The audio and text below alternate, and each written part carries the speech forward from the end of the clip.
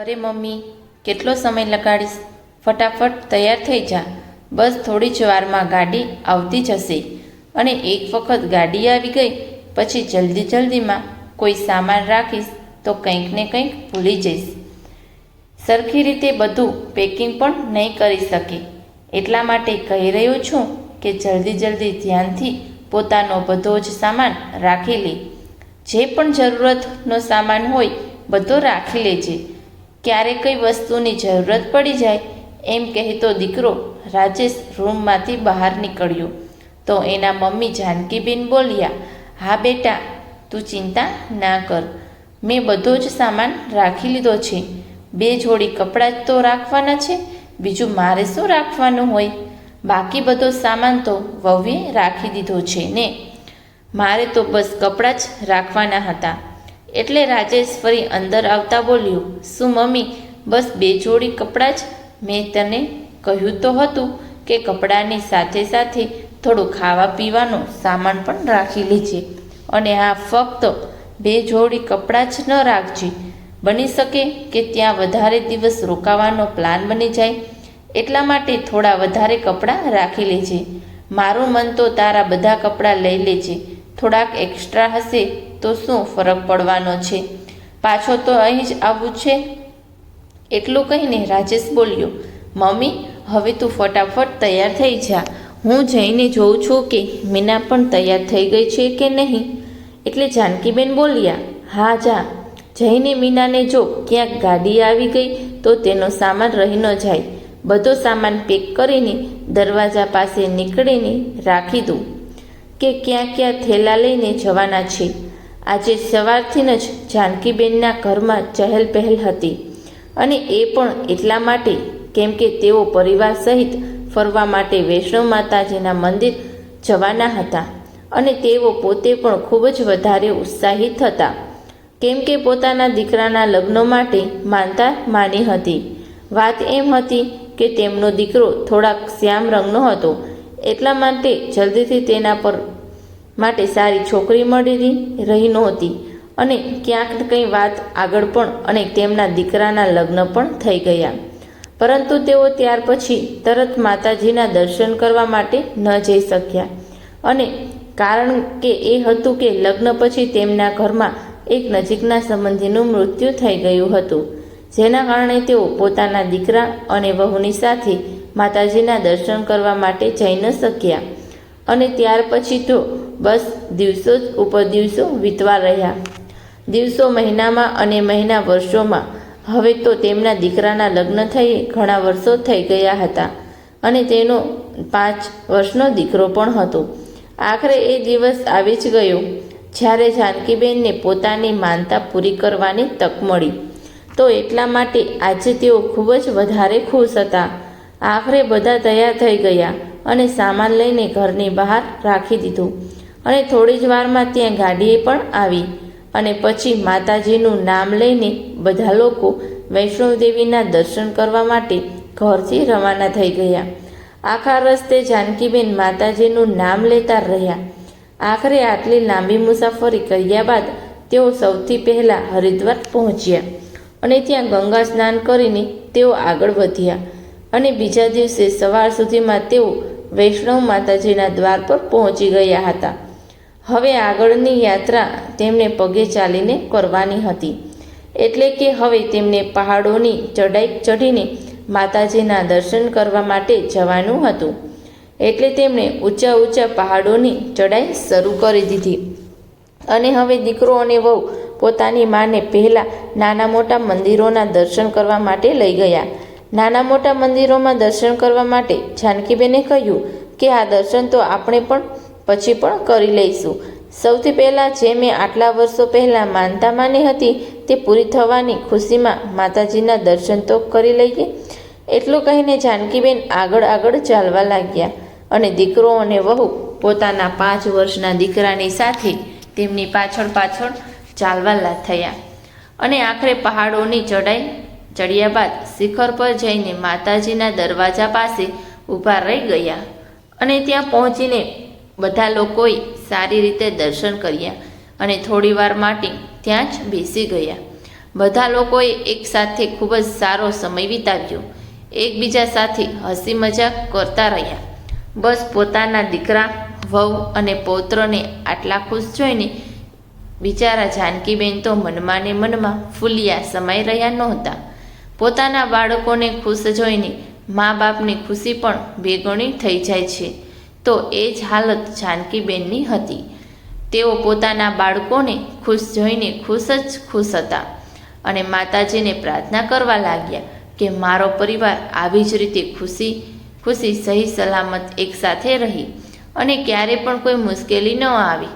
થોડી વાર પછી ત્યાં દર્શન કરીને કંઈક ખાધા પીધા પછી તે લોકો ત્યાંથી ચાલતા થયા. નીચે ઉતર્યા બાદ તે લોકોને બીજી પણ જગ્યાએ દર્શન કરવા માટે જવાનું હતું.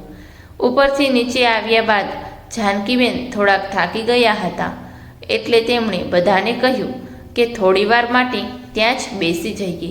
એટલે રાજેશે કહ્યું, બસ મમ્મી, થોડીક જ વારમાં આપણે લોકો હોટલ પહોંચી જઈશું. ત્યાં જઈને તું આરામ કરી લેજે. પછી બાકીની જગ્યાએ ફરવા માટે આપણે લોકો સાંજે જઈશું. એટલે જાનકીબેન પોતાના બાળકો સાથે હોટલ તરફ જતા રહ્યા. ત્યાં જઈને તેમણે અને બધાએ થોડો સમય આરામ કર્યો અને 3-4 વાગ્યા આસપાસ તે લોકો ફરીવાર બહાર નીકળીને ફરવા માટે જતા રહ્યા. ત્યારે જ મીનાના પગમાં હલકી એવી મોચ આવી ગઈ. એટલા માટે તે લોકો ફરવા જતાં રોકાઈ ગયા. બધાએ મળીને નક્કી કર્યું કે હવે આપણે કાલે સવારે જ ફરવા માટે નીકળશું. ત્યાં સુધી બધા અહીં હોટલમાં આરામ કરી લઈએ. બધા રાત્રે સાથે બેસીને જમ્યા અને એકબીજા સાથે ખૂબ જ સારો સમય વિતાવ્યો. ત્યારબાદ બધા આરામ કરવા માટે જવા લાગ્યા. તો જાનકીબેનનો પૌત્ર પોતાની દાદી સાથે સૂવા માટે જીદ કરવા લાગ્યો. પરંતુ રાજેશે પોતાના દીકરાને જાનકીબેન પાસે જતા રોકી દીધો અને બોલ્યો, બેટા, દાદી થાકી ગયા છે, એમને આરામ કરવા દે. તું એમની પાસે રહીશ તો એમને આરામ નહીં કરવા દે, રાત્રે ઊંઘમાં લાતો મારીશ. એટલે જાનકીબેન બોલ્યા, અરે બેટા, શું કામ એને ના પાડે છે? એની ઈચ્છા છે તો ભલે ને મારી પાસે સૂઈ જતો. ઉલટાનો હું રૂમમાં એકલી હોઈશ તો મારું પણ મન લાગતું રહેશે. એટલે રાજેશે કહ્યું, મમ્મી, બીજો તો કંઈ વાંધો નથી, પણ મીનાને પગમાં લાગી ગયું છે એટલે તે થોડીક ઉદાસ થઈ ગઈ છે. તો ચિંટુ તેની પાસે રહેશે તો તેનું પણ મન લાગેલું રહેશે, નહીંતર તે ઉદાસ જ રહેશે. પોતાના દીકરાની વાત સાંભળીને જાનકીબેને હા પાડી અને બોલ્યા, બેટા, તું બિલકુલ બરાબર કહી રહ્યો છે. પછી ચિંટુને કહ્યું, જા બેટા, મમ્મી પાસે જઈને સૂઈ જા. મારી પાસે તું કાલે સૂઈ જજે, ઠીક છે? જ્યારે દાદીએ કહ્યું તો તે નાનકડો બાળક પોતાના પપ્પા સાથે જતો રહ્યો. પછી જાનકીબેન પોતાના રૂમમાં આરામ કરવા જતા રહ્યા. રાત્રે બધા આરામથી સૂઈ ગયા. સવારે જ્યારે જાનકીબેન ઉઠ્યા અને પોતાના દીકરા અને વહુના રૂમમાં જવા લાગ્યા, પરંતુ જેવા જ તેઓ તેમના રૂમ સુધી પહોંચ્યા તો તેમણે જોયું કે ત્યાં તો કોઈ નહોતું. રૂમના દરવાજા પર બહારથી તાળું મારેલું હતું. એટલે તેઓ થોડો ચિંતામાં આવી ગયા. પરંતુ પછી વિચાર્યું કે કદાચ મીના માટે દવા લેવા ગયા હશે અથવા તો તેને બતાવતા ગયા હશે. થોડી વારમાં આવી જશે. આવું વિચારીને તેઓ રાહ જોતા રહ્યા. 1 કલાક વીત્યો, 2 કલાક વીત્યા અને એમ જ જોતાં સવારથી બપોર થઈ ગઈ. પરંતુ હજુ સુધી દીકરો અને વહુ આવ્યા નહીં. ટેન્શનના કારણે તેઓ રિસેપ્શન પર જઈને પૂછવા લાગ્યા, મેડમ, મારી સાથે મારો દીકરો અને વહુ પણ હતા. તેમનો રૂમ બહારથી લોક છે. શું તેઓ ક્યાં ગયા છે? ત્યારે રિસેપ્શન પર બેઠેલી છોકરીએ તેમના દીકરાનું નામ પૂછ્યું અને જ્યારે જાનકીબેને તેમના દીકરાનું નામ જણાવ્યું તો રિસેપ્શન સીટે કહ્યું કે તે લોકો તો આજે સવારે જ અહીંથી જતા રહ્યા છે. આ સાંભળીને જાનકીબેન ગભરાઈ ગયા અને બોલ્યા, બેટા, જરા સરખી રીતે ચેક કરીને કહો, શું સાચે જ મારો દીકરો જતો રહ્યો છે? અને જો ગયો છે તો શું તેની પત્ની પણ તેની સાથે હતી? ત્યારે તેણે કહ્યું, હું જ્યારે સવારે અહીં આવી રહી હતી ત્યારે મેં એક હસબન્ડ વાઈફ અને તેની સાથે એક નાના બાળકને જતા જોયા હતા, પરંતુ હું એ ના કહી શકું કે તે લોકો તમારા દીકરા અને વહુ હતા કે નહીં. મને ખબર નથી, પરંતુ જે નામ તમે જણાવી રહ્યા છો તે નામથી 2 રૂમ બુક કરવામાં આવ્યા હતા. એક રૂમ આજે સવારમાં જ ખાલી કરી દેવામાં આવ્યો છે અને બીજો રૂમ કાલ સુધી બુક કરેલો છે. આ સાંભળીને જાનકીબેન ચિંતામાં આવી ગયા. તેમને કંઈ સમજાઈ રહ્યું નહોતું કે કહ્યા વગર દીકરો અને વહુ ક્યાં જતા રહ્યા અને તેમને એકલા મૂકી ગયા. આખો દિવસ આ ચિંતામાં તેઓ પોતાના દીકરાની રાહ જોતા રહ્યા. થોડી વાર સુધીમાં કદાચ પાછો આવશે, પરંતુ સાંજ સુધી કોઈ પાછું આવ્યું નહીં. ધીરે ધીરે રાત થઈ ગઈ અને હજી સુધી તેમનો દીકરો પાછો આવ્યો નહીં, એટલે તેમની ધીરજ ખૂટવા લાગી. તેમણે પોતાના દીકરાને ફોન લગાડવાની ખૂબ જ કોશિશ કરી, પરંતુ તેનો નંબર લાગી જ નહોતો રહ્યો. તેમણે પોતાની વહુ મીનાને પણ ટ્રાય કર્યો, પરંતુ તેનો પણ ફોન કોઈએ ઉપાડ્યો નહીં. હવે તેઓ શું કરત? દીકરા અને વહુના નંબર તો તેમણે ડાયરીમાં લખી રાખ્યા હતા, પરંતુ બીજા કોઈનો પણ નંબર તેમની પાસે નહોતો, કેમ કે તેમનો ફોન પણ તેમના દીકરા પાસે જ હતો. ગઈકાલે જ્યારે તે લોકો ફરી રહ્યા હતા, પહાડની ચઢાઈ કરી રહ્યા હતા, ત્યારે તેમણે પોતાનો ફોન પોતાના દીકરાને રાખવા માટે આપી દીધો હતો અને એટલા માટે હવે તેમની પાસે ના કોઈ ફોન હતો કે ના પોતાના દીકરાની કંઈ ખોજ ખબર. ક્યાં જાય ક્યાં નહીં કંઈ તેમને સમજાતું નહોતું. ઉપરથી આજનો આખો દિવસ તો વીતી જ ગયો હતો અને બીજા દિવસે હોટલવાળા તેમનો રૂમ ખાલી કરવા નાખવાના હતા. ત્યાર પછી તેઓ ક્યાં જશે, શું કરશે? થોડી વાર સુધી જ્યારે તેમને કંઈ પણ સમજાયું નહીં તો તેઓ શાંત મનથી ઈશ્વરનું ધ્યાન કરવામાં લાગી ગયા અને આખો દિવસ રડતા રડતા થાકીને તેઓ સૂઈ ગયા. જ્યારે સવાર ઉઠ્યા તો સવારનો સૂરજ ઉગી ગયો હતો. હવે ફક્ત આજનો દિવસ તેઓ જ આ હોટલમાં રોકાઈ શકવાના હતા. સાંજ સુધીમાં હોટલવાળા તેમને પણ રૂમ ખાલી કરવા માટે અથવા તો વધારે પૈસા જમા કરાવવા માટે કહી જ દેત, પરંતુ તેઓ ક્યાંથી કંઈ કરત? તેમની પાસે ના તો વધારે રૂપિયા હતા અને ના કોઈ બીજી સુવિધા. તેઓ તો પોતે એટલી મોટી મુસીબતમાં ફસાઈ ગયા હતા. તેમણે જઈને તે છોકરી સાથે ફરીવાર વાત કરી, જે રિસેપ્શન પર હતી.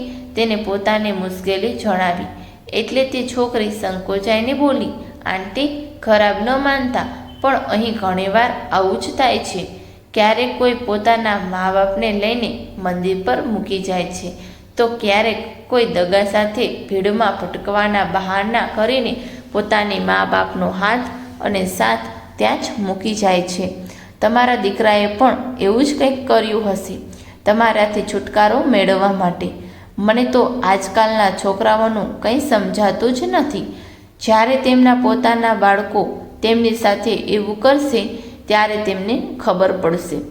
જ્યારે રિસેપ્શન પર બેઠેલી તે છોકરીએ આવું કહ્યું તો જાનકીબેન બોલ્યા, ના ના બેટા, તું ખોટું સમજી રહી છે. મારો દીકરો અને વહુ એવા નથી.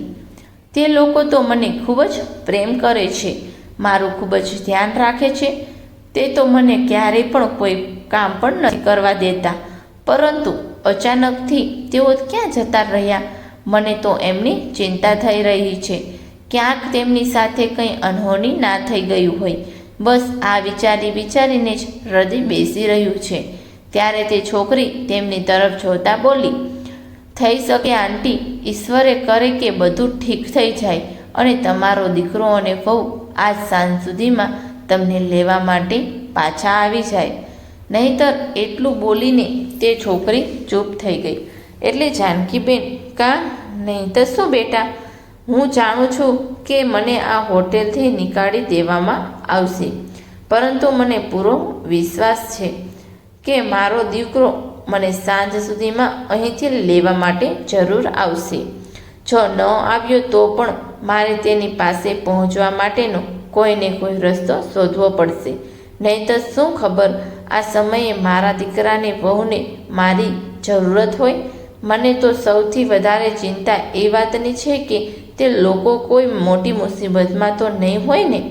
રિસેપ્શન પર બેઠેલી છોકરી બધું સાંભળતી રહી અને કંઈ બોલી નહીં. જ્યારે જાનકીબેન પોતાના રૂમમાં જતા રહ્યા ત્યારે તે છોકરી પોતાની બહેનપણીને કહેવા લાગી, આ હોય છે એક માનું હૃદય.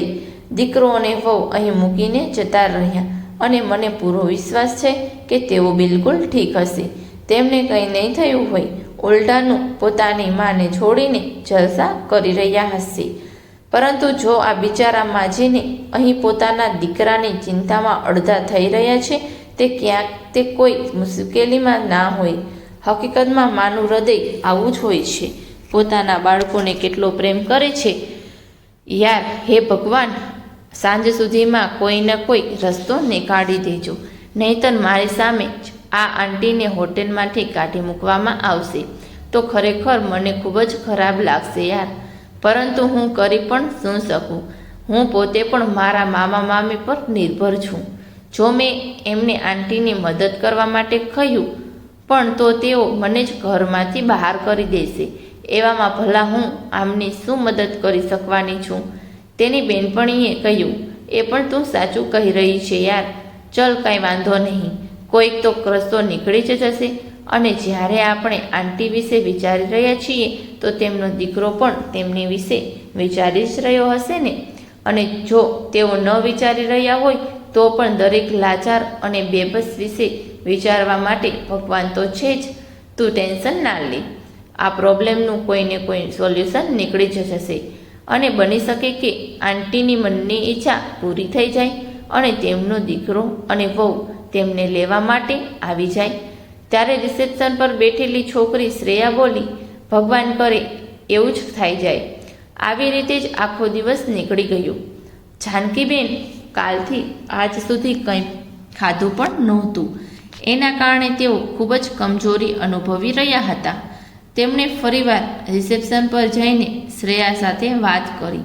તેમણે શ્રેયાને એક કાર્ડ આપ્યું જે કદાચ તેમના કપડાના બેગમાં ભૂલથી આવી ગયું હતું. એ કાર્ડમાં જાનકીબેનના પાડોશીના ઘરનું એડ્રેસ લખેલું હતું અને આ પાડોશીના ઘરેથી પોતાના ઘરે તેઓ આરામથી જઈ શકવાના હતા. તેમણે આવીને શ્રેયાને કહ્યું, બેટા, જો તું મારી મદદ કરીશ તો હું તારી આભારી રહીશ. જીવીશ ત્યાં સુધી તારો આ ઉપકાર નહીં ભૂલું. હું એક વખત ઘરે પહોંચી જઈશ તો પોતાના દીકરા વહુ વિશે પણ ભાળ મેળવી લઈશ. તેઓ ક્યાં છે? ક્યાંક કોઈ મુસીબતમાં તો નથી ને? એટલે શ્રેયા બોલી, આંટી, તમે પ્લીઝ અહીં આ બધી વાતો ન કરો. અહીં ઘણા બધા કસ્ટમર આવેલા છે. તમે પ્લીઝ પોતાના રૂમમાં જાઓ, કેમ કે અહીં તમે આ રીતે વાત ન કરી શકો. બધા લોકો તમને જ જોઈ રહ્યા છે. શ્રેયાએ જાનકીબેનને સમજાવીને તેમના રૂમમાં મોકલી દીધા. પરંતુ જ્યારે જાનકીબેન પોતાના રૂમ તરફ જવા લાગ્યા તો ત્યાં રસ્તામાં જ અચાનક તેમને ચક્કર આવ્યા અને તેઓ બેભાન થઈને પડી ગયા. ત્યાં હાજર રહેલા માણસોની ભીડ જમા થઈ ગઈ. શ્રેયાએ તેમને પાણીના છાંટા માર્યા અને હોટલમાં કામ કરવાવાળા છોકરાની મદદથી તેમને લઈને તેમના રૂમમાં મૂકી આવી અને તેની સાથે પોતાની બહેનપણીને પણ બેસાડી આવી, જેથી તે તેમનું ધ્યાન રાખી શકે. કેમ કે આમ પણ તેઓ ફક્ત સાંજ સુધી જ હોટેલમાં હતા અને ત્યારબાદ હોટલનો માલિક તેમને અહીં રહેવા ન દેતો. પોતાની બહેનપણીને ત્યાં મૂકીને તે સમયે તે પોતાનું કામ કરવા માટે જતી રહી અને થોડીવાર પછી પોતાના કામથી ફ્રી થઈને તેમના રૂમમાં પહોંચી. તેને જોતાં જ જાનકીબેન રડવા લાગ્યા અને તેને હાથ જોડીને વિનંતી કરતા બોલ્યા, બેટા, હું તને પગે લાગુ છું, મને મારા ઘરે પહોંચાડી દે. એટલે શ્રેયાએ તેમને કહ્યું, આંટી, તમે શું કહી રહ્યા છો? તમે મારાથી મોટા છો, પ્લીઝ આવી રીતે હાથ ના છોડો. તમે મારી મમ્મીના ઉંમરના છો. જુઓ આંટી, એવું નથી કે હું તમારી મદદ કરવા નથી માંગતી, પરંતુ અત્યારે હું થોડીક મજબૂર છું. તમે ધીરજ રાખો. થઈ શકે કે ભગવાન તમારી વિનંતી સાંભળી લે અને જો એવું ન પણ થયું તો હું બોસ સાથે વાત કરીને જોઈશ કે તેઓ થોડા દિવસો વધુ તમને અહીં રહેવા દે. તમે ચિંતા ન કરો. મારાથી જેટલું થઈ શકશે હું તમારી મદદ કરીશ. ઠીક છે? અત્યારે તમે આરામ કરો અને ખાવાનું ખાઈ લો. એમને ખાવાનું આપીને શ્રેયા ત્યાંથી જતી રહી. જાનકીબેનનું મન તો આમ પણ લાગી રહ્યું નહોતું અને પછી દીકરાને વહુની ચિંતા પણ તેમને થઈ રહી હતી કે ખબર નહીં તે લોકો કઈ હાલતમાં હશે. અને અહીં દીકરો અને વહુ પોતાની માને મૂકીને આવ્યા ત્યારથી ખૂબ જ ખુશ હતા. ઘર પર તો જાણે ઉત્સવ મનાવવામાં આવી રહ્યો હતો અને ખૂબ જ વધારે ખુશ થઈ રહ્યા હતા. તેમણે પોતાની માથી છુટકારો જો મેળવી લીધો હતો. અહીં સાંજ થવા સુધીમાં પણ જ્યારે તેમનો દીકરો લેવા ન આવ્યો તો હોટેલના મેનેજરે જાનકીબેનને રૂમમાંથી બહાર નીકળવા માટે કહ્યું. તેઓ તેમને વિનંતી કરતા રહ્યા. શ્રેયાએ પણ પોતાના મેનેજર સાથે વાત કરી પરંતુ તેઓ માન્યા નહીં. મેનેજરે શ્રેયાને કહ્યું, મને એ જણાવ, શું આમના રૂમનું પેમેન્ટ તું કરીશ? તો પોતાના કામથી કામ રાખ. આવા ખરાબ નહીં. કેટલાક બધા લોકો આવે છે. જો હું બધાની મદદ કરતો રહીશ તો ચાલી રહી મારી હોટલ. મેં કંઈ ધર્મશાળા ખોલી નથી રાખી. એટલા માટે ચૂપચાપ પોતાનું કામ કર અને આ બાબતમાં પડવાની કોશિશ ન કર. પછી બોલ્યું, જુઓ માજી, શ્રેયાએ આટલી બધી વિનંતી કરી છે એટલા માટે અમે આજ રાત સુધી તમને અહીં રોકવાની મંજૂરી આપીએ છીએ. પરંતુ સવાર થતાં જ તમે તમારા રહેવાની વ્યવસ્થા બીજે કરી લેજો. કેમ કે હું તમને વધારે સમય સુધી અહીં રાખવી રીતે રહેવા ન દઈ શકું. નહીંતર મારી નોકરી ઉપર પણ વાત આવી જશે. તમે સમજી રહ્યા છો ને હું શું કહેવા માંગુ છું? જાનકીબેને હામાં માથું હલાવ્યું. મેનેજર આટલું કહીને ત્યાંથી જતો રહ્યો. હવે તો બિચારા જાનકીબેન પ્રાર્થના કરતા રહ્યા, ગમે તેમ કરીને તેમનો દીકરો ત્યાં તેમને લેવા માટે આવી જાય. પરંતુ વિચારેલું ક્યારે થાય છે. આખી રાત વીતી ગઈ અને હજી સુધી તેમનો દીકરો આવ્યો નહીં. બીજા દિવસે સવારે જ્યારે શ્રેયા પોતાના કામ પર આવી રહી હતી તો તેણે જોયું કે મેનેજર જાનકીબેનનો સામાન હોટેલની બહાર કાઢી રહ્યો હતો. કેમ કે જાનકીબેન બહાર નીકળવા માટે તૈયાર હતા નહીં.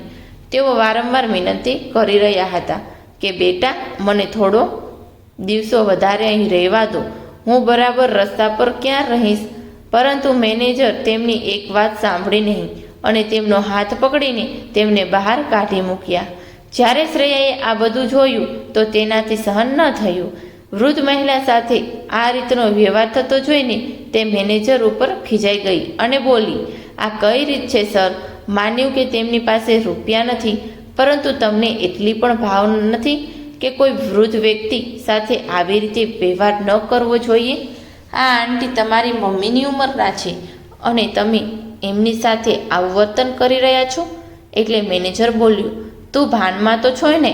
તને ખબર પણ છે કે તું કોની સાથે વાત કરી રહી છે? 2 મિનિટમાં હું તને નોકરીમાંથી કાઢી શકું છું. પછી આ માજીને લઈને રસ્તા પર ભટકતી રહેશે, સમજી તું?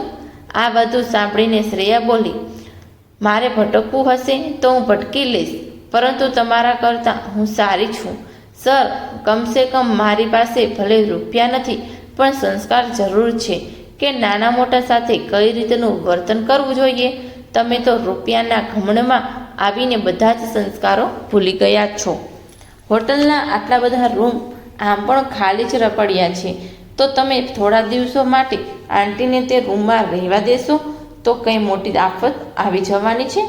એવું તો નથી કે તમારી હોટલનો એક પણ રૂમ ખાલી નથી અને સ્પેશિયલી તમે એમના માટે એક રૂમ ખાલી કરાવી રહ્યા છો. શ્રેયાની વાત સાંભળીને મેનેજર ગુસ્સામાં રાડ પાડીને બોલ્યો, શ્રેયા, તું ભાનમાં પણ છે કે શું બાકી રહી છો અને કોની સાથે વાત કરી રહી છો? 2 મિનિટમાં તને નોકરીમાંથી કાઢી મૂકીશ, પછી ભટકતી રહેજે. આટલી બધી ચિંતા થઈ રહી છે આ ડોસીની, તો તેને પોતાના ઘરે કેમ નથી લઈ જતી? એટલે શ્રેયા બોલી, જો મારું હાલી શકત તો હું જરૂર પોતાની સાથે લઈ જાત. અને જ્યાં સુધી વાત રહી નોકરીમાંથી નીકાળી દેવાની, તો તમે શું વિચારો છો કે તમે મને નોકરી પર રાખીને કોઈ ઉપકાર કરી રહ્યા છો અથવા તો મને પગાર આપીને કોઈ ઉપકાર કરી રહ્યા છો? હું અહીં કંઈ ફ્રીમાં કામ નથી કરતી અને ના ફ્રીમાં રૂપિયા લઉં છું. કામ કરું છું એટલે તમે પગાર આપો છો, અને જો તમારી પાસે વર્ક્સની કામ નથી તો મારા માટે પણ નોકરીની કોઈ કમી નથી. રાખો તમારી નોકરી તમારી પાસે. આવા માણસ સાથે કામ કરવા કરતાં તો સારું છે કે હું ક્યાંક બીજી જગ્યાએ નોકરી કરી લઉં, જ્યાં કામ છે કમ વિચારસરણી આટલી ખરાબ ન હોય. એટલું કહીને શ્રેયા જાનકીબેનને પોતાની સાથે લઈને જતી રહી. એને પણ ખબર નહોતી કે હવે તેને ક્યાં જવું છે, કેમ કે તે પોતે પણ મામા મામી સાથે રહેતી હતી. તેના માતા પિતા તો હતા નહીં. તેના માતા તો છતાં પણ ઠીક હતા, પરંતુ તેની મામી તો તેને હેરાન જ કરતી હતી. હવે શ્રેયા કરે તો શું કરે, કેમ કે જાનકીબેનને તે પોતાની સાથે પણ લઈ જઈ શકતી નહોતી અને તેમને એમ જ એકલા રસ્તા પર ભટકવા માટે પણ છોડી શકતી નહોતી. એટલે વિચાર્યું કે તે દિવસ માટે જાનકીબેનને પોતાના ઘરે રાખી લેશે અને ત્યારબાદ કોઈ પણ રીતે તેમને તેમના ઘરે મૂકવા જતી રહેશે. એમ વિચારીને તેણે પોતાના મામાને ફોન કર્યો અને બધી વાત જણાવી. એ જાણ્યા વગર મામા એ ફોન સ્પીકર ઉપર રાખ્યો હતો અને તેની મામીએ બધી વાતો સાંભળી લીધી હતી. જેવી જ તેની મામીએ આ બધી વાતો સાંભળી તે ગુસ્સામાં કહેવા લાગી કે તું પણ તે ડોશીની સાથે જ મરી જા. ઘરે આવવાની કોઈ જરૂરત નથી. એક તો તને મફતમાં બેસાડીને ખવડાવી રહ્યા છીએ, ઉપરથી એક વધારે બોજો ઉપાડી લાવ. અમારી પાસે એટલા હરામના રૂપિયા નથી કે તમારા જેવા ભીખ માંગવાઓનું ભરણ પોષણ કરતા રહીએ. એટલું કહીને તેની મમ્મી એ ફોન મૂકી દીધો. શ્રેયા ગુસ્સાથી સાથે સાથે ખૂબ દુઃખી પણ હતી. તેની આંખોમાંથી આંસુ વહી રહ્યા હતા. જાનકીબેન તેને આટલી દુઃખી જોઈ તો પૂછવા લાગ્યા કે આખરે શું વાત છે. શ્રેયાએ પોતાની મામીની બધી હકીકત જણાવી કે તેની મામી તેને હેરાન કરે છે. નાનપણમાં જ તેને માતા પિતાનું મૃત્યુ થઈ ગયું હતું. ત્યારથી તેનું કોઈ બીજું પણ નથી, એટલે મજબૂરીમાં મામા મામીની પાસે રહે છે. પછી પોતાની બહેનપણી પાસે થોડા રૂપિયા ઉધાર લીધા અને જાનકીબેનને તેમના ઘરે મૂકવા માટે નીકળી પડી. જ્યારે તેમને લઈને તેમના ઘરે પહોંચી તો જોયું કે ત્યાં તેમની શોકસભાનું આયોજન કરવામાં આવ્યું હતું અને અત્યાર સુધીમાં ત્યાંથી બધા લોકો જતા રહ્યા હતા. ઘરે ફક્ત દીકરો, વહુ અને પરિવારના અન્ય લોકો હતા. સાથે જ ઘરમાં કામ કરવાવાળો એક નોકર હતો. ફૂલ મેળવીને ઘરે 3-4 લોકો જ હતા. એટલે દીકરો અને વહુ નિશ્ચિત થઈને અંદરો અંદર વાતો કરી રહ્યા હતા. તે બંને વાતો કરતા કરતા કહેવા લાગ્યા કે આખરે આપણે મુસીબત ટળી ગઈ. હવે તો આટલી દૂરથી મમ્મી ઈચ્છશે તો પણ પાછા નહીં આવી શકે. એટલે તેની પત્ની બોલી, બિલકુલ સાચું કહ્યું તમે. ડોશી કેટલા સમયથી આપણા છાતી પર બેઠી હતી, હવે મરી ગઈ તો શાંતિ મળી. એમ કહીને તે હસવા લાગી. ત્યારે તેનો પતિ બોલ્યો, મરી ગઈ કે દુનિયાની નજરોમાં મારી દેવામાં આવી? તેનું એટલું કહેવા પર બંને પતિ પત્ની હસવા લાગ્યા અને બોલ્યા, હશે જે પણ થયું, આપણો તો ફાયદો જ થયો છે ને. હવે કોઈને શું ખબર કે આપણી માં ત્યાં ગંગાજીમાં ડૂબીને મરી ગઈ છે કે પછી આપણે ત્યાં એમને એમ જ મૂકીને આવી ગયા. અહીં તો આપણે જેને જે કહીશું તે હકીકત જ માની લેશે ને. અને પછી એક જ વખત મમ્મીનું ડેથ સર્ટિફિકેટ બની જાય તો બધી જ મુસીબત ટળી જશે. ડેથ સર્ટિફિકેટ બન્યા બાદ આ બધી જમીન અને મિલકત આપણા નામે થઈ જશે અને પછી જલસાથી આપણે આપણી જિંદગી જીવીશું. હવે નિશ્ચિત થઈને જેવી રીતે ઈચ્છીએ તેવી રીતે જીવી શકશે.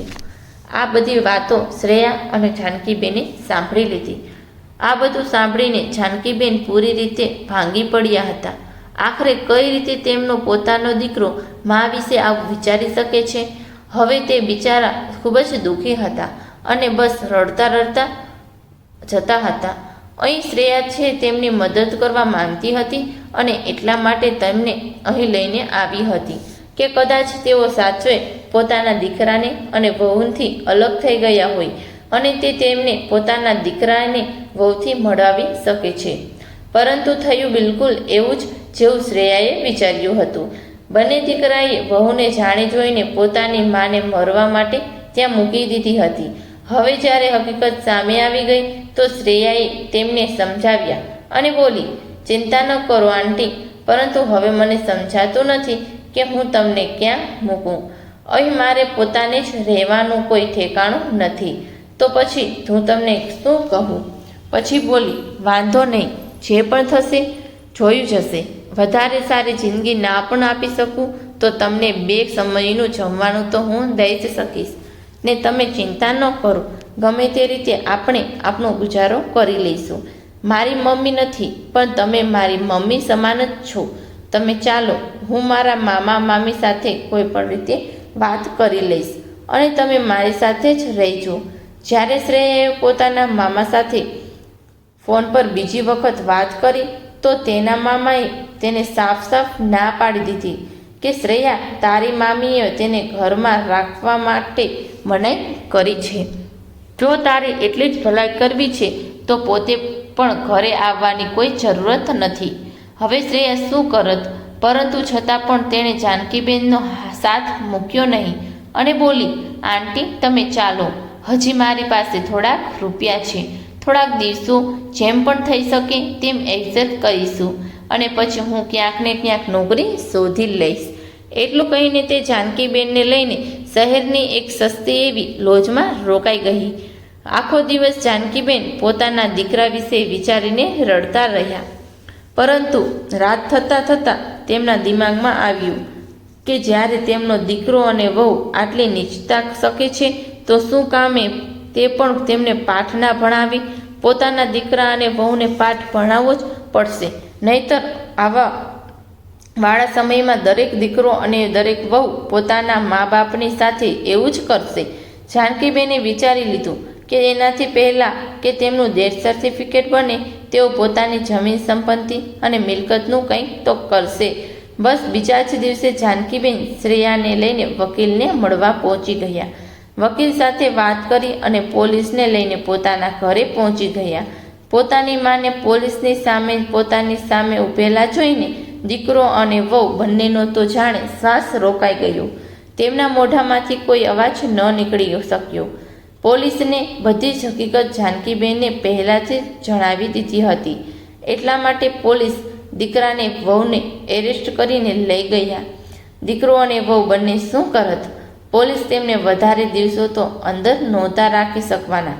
પરંતુ જાનકીબેન પોલીસને જે ફરિયાદ કરી હતી તેના આધાર પર તેમણે તેમના દીકરા અને વહુને ઘરમાંથી કાઢી મૂક્યા અને ફરીવાર ક્યારે પણ જાનકીબેનની આસપાસ પણ ન ભટકવાની વોર્નિંગ આપી. હવે જાનકીબેન શ્રેયાને પોતાની સાથે લઈને જ રહેવા લાગ્યા.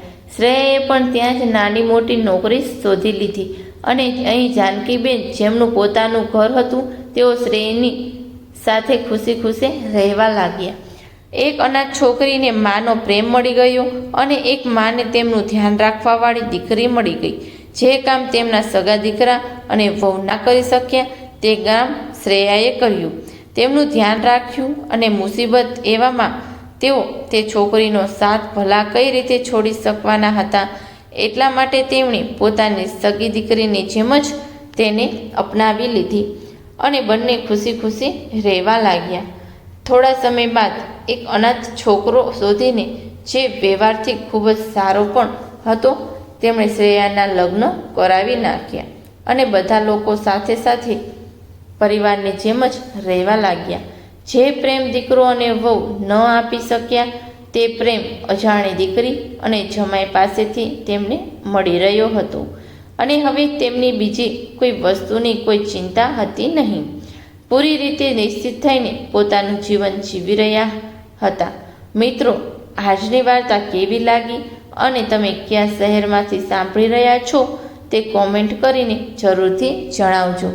અને જો મિત્રો વાર્તા પસંદ આવી હોય તો અમારી ગુજરાતી સ્ટોરી ચેનલને લાઈક એન્ડ સબસ્ક્રાઈબ જરૂરથી કરી દેજો, જેથી કરીને અમારા વિડીયોની માહિતી તમને મળતી રહે. તો ફરી મળીશું એક નવી વાર્તા સાથે. ત્યાં સુધી આપ સૌને જય શ્રી કૃષ્ણ. રાધે રાધે.